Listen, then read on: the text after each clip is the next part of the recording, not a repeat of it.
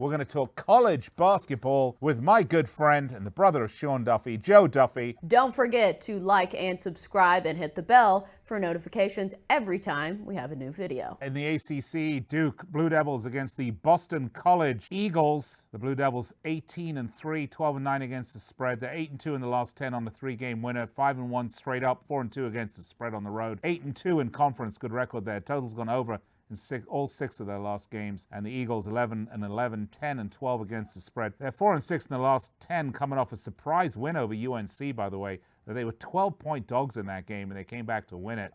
Then if they came back to win it, they just won it. 7-6 straight up, 5-8 against the spread at home, 5-6 in conference. They've gone over in 5 of the last 7 against the Blue Devils, and the Blue Devils are whopping favorites here, 15.5 points and total of 144. How do you see this one, Joe? Yeah, that is a ton of points to be laying on the road. And of course, not surprisingly, Duke with massive mismatches on both ends of the court.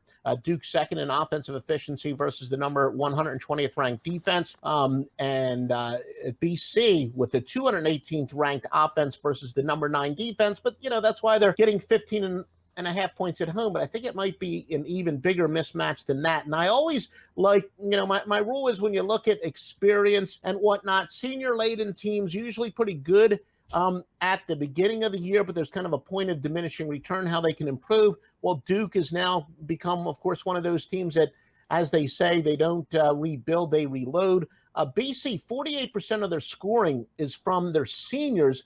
Duke is 65% of their scoring is from their freshmen. So what that tells me is, look, Duke is a team that is going up. Boston College kind of reached a point of diminishing return. As much as I don't like laying big number on the road, and quite frankly, it's probably not going to be a premium play, it is that much of a mismatch. Plus, we're talking about February, more towards the end of the year, where Duke, I think, is just going to keep peaking, and Boston College just the opposite. So I will lay the big number on the road, even though it's against my nature to do it. I think it's a good spot here. I think that's a good call, too.